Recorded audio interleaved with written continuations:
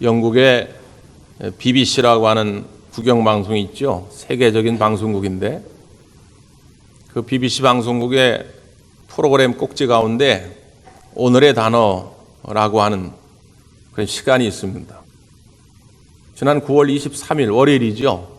월요일 날 오늘의 단어라고 하면서 독특하게 우리나라 말을 소개했어요. BBC 방송국에서 자기네 말뿐만 아니라 세계적으로 그렇게 독특한 말을 소개하는데 우리나라 단어를 하나 꼽아서 소개를 했습니다. 뭐라고 소개를 했냐면 자신만 항상 옳다고 여기는 나이 든 사람입니다. 자신만 항상 옳다고 여기는 나이 든 사람.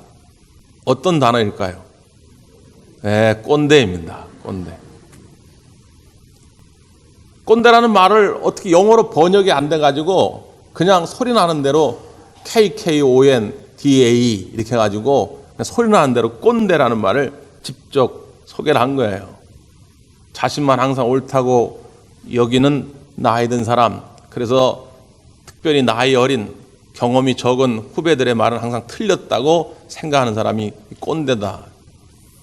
거기에 이제 댓글들을 보니까 젊은이들이 그 꼰대를 요즘 영어로 그렇게 번역한다는 거예요. 라떼 is horse. 호스라는 거는 말 아니까 말, 뛰는 말. 처음에 이게 무슨 말인가? 라떼는 뭐 카페라떼인가? 녹차라떼인가? 라떼 is horse를 그냥 직역하니까 라떼는 말이다. 라떼는 말이다. 무슨 말인지 아시겠어요? 꼰대들의 특징이 뭐냐? 라떼는 말이야. 라떼는 말이야. 그냥 그걸 입에 달고 산다는 거예요. 그러니까 젊은 세대들은 지금 많은 상황이 바뀌어졌고 생각이 바뀌어졌는데도 불구하고 여전히 꼰대들은 나 때는 그랬는데 왜 요즘 애들은 그러냐? 맨날 그런다는 거죠.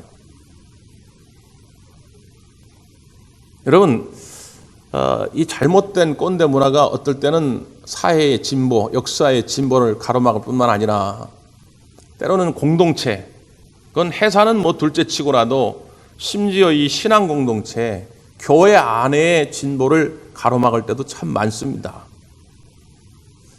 한기채 목사님이 쓰신 삼중혁명의 영성이라고 하는 책이 있는데 거기를 읽어보면 이 저자가 프랑스의 한 마을을 방문한 이야기를 소개합니다. 그 마을에 왜 가게 됐냐면 떼제 공동체를 방문하기 위해. 떼제 공동체, 세계적인 영성 수도원인데 떼제 공동체에 갔더니 겉모습은 되게 이렇게 초라하고 한데 들어가 보니까 세계적인 많은 사람들이 모여가지고 영성 훈련을 받고 있고 저자가 가장 도전과 충격을 받았던 것은 한 3천여 명의 청년들이 모여가지고 기도하는 영성 훈련을 받는 것을 보고 많은 감격과 도전을 받게 된 것이죠. 근데 이 떼제 공동체에서 이제 거의 뭐 한 마을이라고 할 수 있는데 한 10km 정도만 더 가면 클리니 수도원이라고 있습니다. 클리니 수도원. 거기도 방문하게 된 것이죠. 이 클리니 수도원은 떼제 공동체보다 훨씬 오래전에 세워진 곳이고 그 규모, 그 겉모습만 봐도 그 규모가 떼제 공동체하고는 비교도 안 될 만큼 큰 곳입니다. 그런데 그곳에 가보니까 입장료 내고 구경하러 온 관람객 몇 명만 있는 것입니다. 이 클리니 수도원이 910년도에 세워졌다고 그래요. 1000년이 넘었죠. 세워질 때 슬로건이 뭐였냐면 세상을 개혁하고 교회를 개혁하자라고 하는 슬로건을 걸고 이 클리니 수도원을 세운 것입니다. 그 가치와 비전 아래 수많은 젊은 수도사들이 모여졌게 됐고 실제로 당시 교회를 바꿔가는 데에 많은 영향력을 미치게 됩니다. 그래서 개혁적 성향의 추기경들 또 개혁적 성향의 교황들이 이 클리니 수도원에서 많이 배출됩니다. 그런데 시간이 지날수록 그들은 점점 그 교권의 맛에 취해가지고 스스로를 변화시키고 개혁시키는 데에 등한시하게 되고 어떻게 하면 더 많은 권력을 쥘까? 어떻게 하면 더 많은 사람들을 끌어들일까? 어떻게 하면 더 많은 재물을 거둬들일까?에 집중하다가 몰락의 길을 걸어갑니다.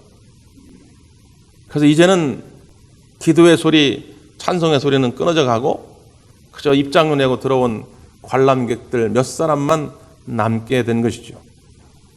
저자는 그 두 공동체를 비교 소개하면서 결론을 그렇게 내립니다. 다른 일을 변화시키려고 했지만 결국 자기를 개혁하지 못한 사람들이 어떻게 결론 지어가는지를 여실히 보여주는 대목이다, 이렇게 소개합니다. 저는 간절히 소망하는 것이 하나 있습니다. 우리 대광교회가 끊임없이 자기 성찰을 통해서 자기 변화와 개혁을 통해서 이 사회에 새로운 빛, 새로운 소금의 역할을 감당해 가기를 간절히 바랍니다. 그리고 또 하나 소망이 있습니다. 우리 대광교회 안에서만큼은 잘못된 이 꼰대의 문화가 사라지기를 바랍니다. 나 때는 그랬는데 야 80년대는 이렇게 했어. 아니 80년대 얘기를 지금 하면 뭐합니까? 우리의 사랑하는 청년들이, 우리의 사랑하는 지금 학생들이, 지금 자라난 다음 세대들이 전혀 다른 고민을 가지고 전혀 다른 상황 속에서 지금 몸부림치고 있는데 나 때는 말이야 하면서 우리 청년들을 억압하게 되면 우리의 신앙은 변화 발전할 수가 없게 되지요. 저는 우리 대광교회가 우리 청년들이, 우리 아이들이 마음 놓고 뛰어다니며 마음 놓고 자기들의 신앙을 풀어나갈 수 있는 그런 공동체가 되기를 바랍니다. 저도 개인적으로 저는 클래식한 찬양을 좋아합니다. 제 발성 자체가 그렇고. 요즘 젊은이들이 부르는 찬양을 따라 부르려면 막 숨이 차요. 그럼에도 불구하고 이 두꺼운 걸 또 바꾼 겁니다. 이 두꺼운 거. 여긴 절반 이상이 저도 몰라요. 근데 이걸 알아가려고 맨날 유튜브, 인터넷 찾아가지고 젊은이들이 좋아하는 새로운 찬양을 20번, 30번 들어가지고 익힙니다. 부르기 저도 힘들어요. 그럼에도 불구하고 우리 젊은이들에게 우리 대광교회가 열려진 교회임을 보여주려고 애를 쓰는 거죠. 우리 대광교회가 젊은이들로 넘쳐나는 그런 교회가 되기를 바랍니다. 오늘 본문 가운데 한 청년을 소개합니다. 다윗인데요. 성경은 정확하게 그의 나이가 몇 살인지 소개하지 않지만 성서학자들의 연구에 의하면 한 17세, 18세 정도로 봅니다. 물론 지금의 17세 아이들하고는 다르죠. 옛날 우리 조선시대 때 18세 정도 되면 다 애를 한둘은 낳을 정도 그런 나이니까 이때도 한 17세, 18세면 이제 막 성인에 들어선 그런 나이입니다. 그럼에도 불구하고 아직은 경험이 짧죠. 심지어 오늘 본문은 전투의 장면인데 다윗은 지금까지 목동이나 쳐봤지 한 번도 전투에 참여한 적이 없습니다. 초짜 중에 초짜죠. 그럼에도 불구하고 그가 전투에 나서가지고 승리했다는 기록이 오늘 본문에 담겨져 있지요. 지금 사울왕이 이끄는 이스라엘과 골리앗 장군이 이끄는 블레셋이 전투를 앞두고 있는데 전쟁은 해보기도 전에 지금 이스라엘은 진 상태입니다. 왜요? 저 블레셋의 골리앗 장군이 너무 강력해요. 6규빗, 키가 6규빗인데 한 규빗이면 요 손끝에서 여기까지 정도 되는데 6규빗 정도 되면 2m가 넘습니다. 장신이에요. 가데스 바네아에서 12명의 정탐꾼이 가나안 땅을 정탐하러 갔다가 그중에 10명의 정탐꾼이 뭐라고 보고하죠? 거기는 키가 다 장대만 해가지고 그들에 비하면 우리는 그냥 메뚜기 같은 존재다 그러잖아요. 바로 그 거인족들이 바로 이 블레셋 사람들입니다. 그러니까 이스라엘 이 군사들은 그 골리앗 장군을 보면서 싸워볼 생각도 못합니다. 죽을 둥 말 둥 싸웠는데 안 된다. 그러면 조금 이해라도 가는데 지금 골리앗 장군 앞에 싸울 생각도 못해요. 사울왕이 하도 답답해가지고 야 가서 저 골리앗 장군과 싸워가지고 이기기만 하면 내가 나의 사위를 삼을 것이고 많은 상금을 허락할 것이고 앞으로 너의 집안이 세금을 한 푼도 안 내게 내가 만들어 주겠다. 그렇게 했는데도 불구하고 덤비질 못합니다. 근데 누가 나서요? 다윗이 나선 거죠. 이 청년 다윗, 아직은 애띤 소년 다윗이 골리앗 장군과 싸워보겠다고 나선 거죠. 왜 그랬을까요? 그의 목적은 분명합니다. 자, 오늘 본문을 한번 확인해 보시죠. 46절, 47절 말씀입니다. 시작.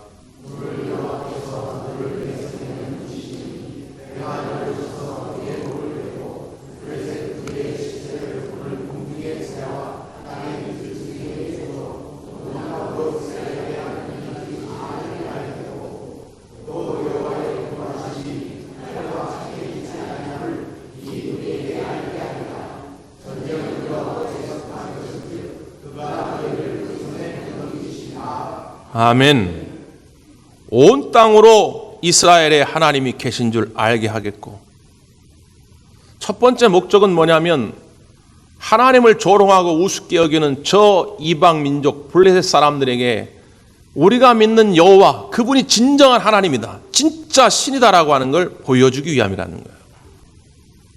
또 하나는 뭐냐면 더 중요한 목적이 있는데, 지금 저 골리앗 장군 앞에서 사시나무 떨듯 벌벌 떨고 있는 이 이스라엘 군사들을 향해서 우리가 믿는 하나님은 그렇게 연약한 하나님이 아니다, 그렇게 비굴한 하나님이 아니다, 우리가 믿는 하나님은 위대하신 하나님이다, 전능하신 하나님이다, 이걸 저 이스라엘 사람들에게 보여주기 위함이라는 거예요.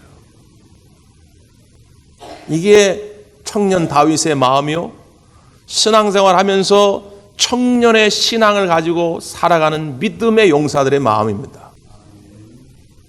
도대체 다윗은 어떻게 이런 마음을 갖게 됐을까?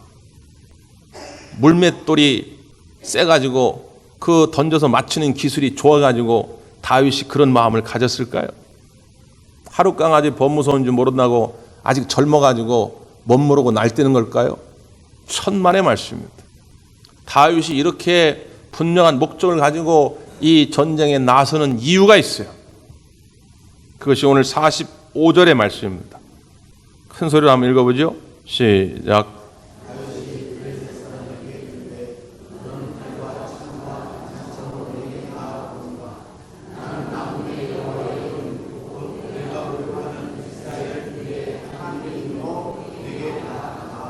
아멘.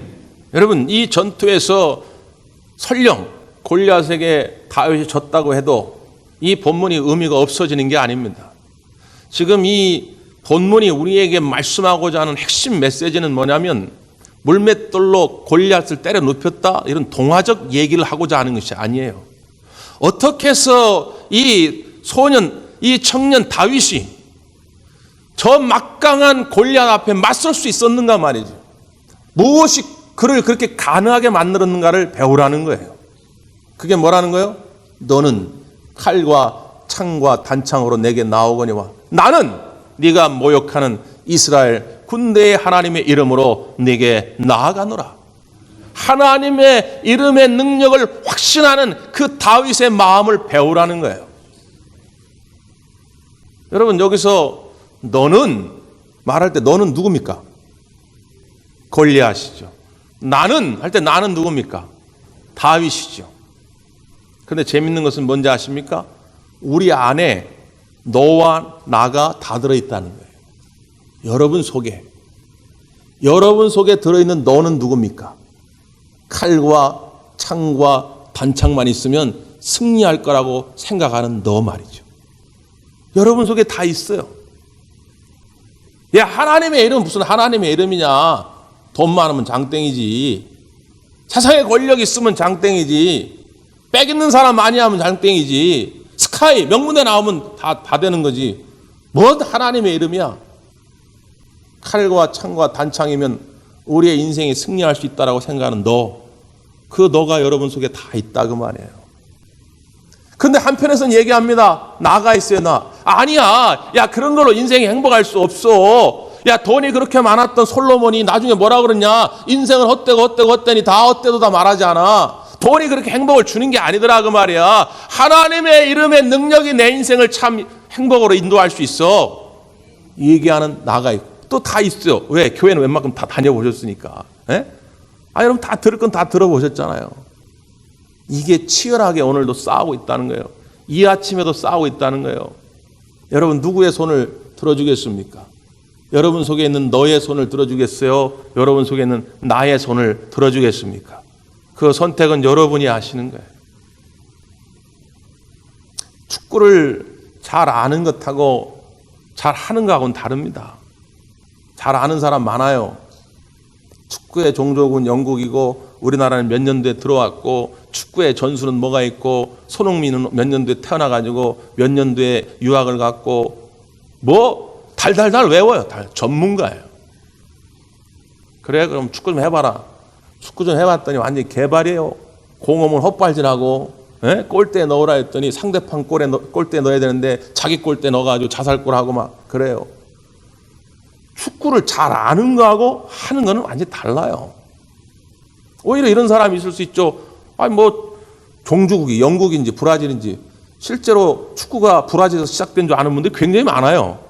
그런 거 몰라도 상관없어요.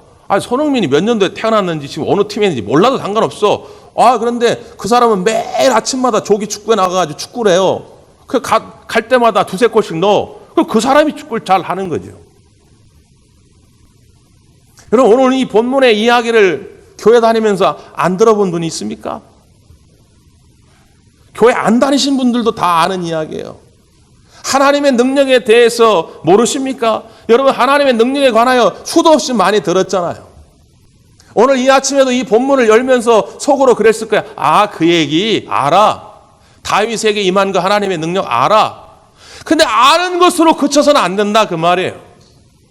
정말로 여러분 삶 가운데도 그 하나님의 능력이 임하고 있냐 그 말이죠.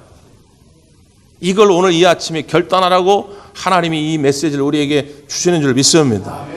하나님의 이름의 능력을 내가 확신하고 있느냐 그 말이죠. 그게 청년의 신앙으로 살아가는 것입니다. 나이 많다고 무조건 다 연약한가요? 늙었다고 다 못났나요? 그렇지 않잖아요. 라틴어에 보면 베투스라는 단어가 있습니다. 베투스라는 단어가 무슨 뜻이냐? 늙었다 그런 뜻이에요.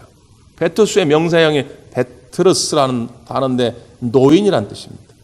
근데 이 베투스라고 하는 단어에서 어떤 단어가 만들어지냐? 베테랑이라는 단어가 만들어집니다. 프랑스 말인데 영어로도 그렇게 많이 쓰이죠. 베테랑. 베테랑이 무슨 뜻입니까? 단순히 노인을 말하는 게 아니잖아요. 군대에서는 고참병을 말합니다. 신참은 아무것도 몰라. 이등병이 뭐랍니까? 막 헤매. 그때 이제 말년 병장이 야 일로 봐. 이렇게 하는 거야. 이 말년 병장 그 고참병을 말할 때 베테랑으로 합니다. 스포츠에서는 아주 경험이 많고 실력이 출중한 선배 선수를 말할 때 베테랑이라고 말합니다.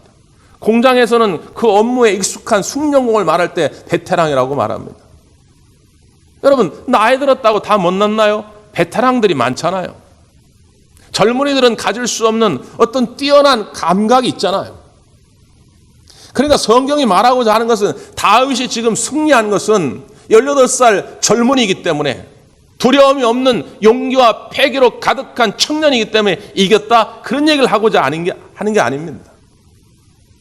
이사야 40장 30절에 보면 소년이라도 곤비하며 피곤하며 장정이라도 넘어지며 쓰러지되. 여러분 소년은 누굽니까? 당시에 떠오르던 신흥 강대국 아수르입니다. 장정은 누굽니까? 전통적인 강대국 애굽을 말합니다. 이스라엘 백성들이 왔다 갔다 합니다. 야 이거 큰일 났네. 우리 이거 어떻게 하면 좋아? 아수르를 의지해 볼까? 애굽을 의지해 볼까? 그런데 하나님은 뭐라고 말하냐? 야 그렇게 패기가 왕성하고 혈기가 왕성한 소년도 피곤하고 곤비할 때가 있다. 야 그렇게 베테랑 장정 그렇게 원숙한 그런 나라들도 넘어지고 쓰러질 때가 있다. 그런데 안 그런 경우가 하나 있는데 그게 뭐냐? 주를 앙모하는 자는 새 힘을 얻으리니 독수리가 날개치며 올라감과 같을 것이요 다른 박질하여도 곤비하지 아니하겠고 걸어가도 피곤하지 아니하리라. 누가 청년의 신앙으로 살아가는 사람이냐? 주를 앙모하는 자라고 말이죠. 주님이 살아계셔서 그 주님의 이름의 능력으로 나아갈 때에 악한 사탄과 마귀의 권세가 벌벌 떠며 도망갈 거라고 하는 확신을 가지고 살아가는 사람. 베드로가 예수님에 대해서 잘 알았습니다. 예수님을 3년 동안 따라다녔으니까 예수님이 어떤 분인지 누구보다 잘 알았어요. 그럼에도 불구하고 그 안에 예수 이름의 능력이 없었어요. 그런데 오순절날 마가의 다락방에서 성령의 강림의 역사를 경험한 다음에 그는 성전 미문에 앉아있던 나면서부터 걷지 못한 자, 40여 년 동안 단 한 번도 일어나 본 적이 없던 자 앞에서 담대하게 선언합니다. 은과 금은 내게 없거니와 나사렛 예수 그리스도의 이름으로 일어나 걸으라. 그 예수의 이름의 능력이 베드로에게 그제서야 임하게 된 것이죠. 단순히 아는 것 가지고는 그 능력 있는 삶을 살아갈 수가 없습니다. 그 이름의 능력이 내 것임을 깨닫고 내가 그것을 선포할 때에 어둠의 권세가 떠날 것을 확신할 때 비로소 승리가 임하게 되는 것이죠. 이런 사람들은 벌벌 떨지 않습니다. 나약하지 않습니다. 청년의 신앙으로 활기 있는 그런 신앙생활을 하게 되는 것이죠. 우리 모든 대관 가족들이 그 청년의 신앙으로 살아나기를 간절히 바랍니다. 기도하겠습니다.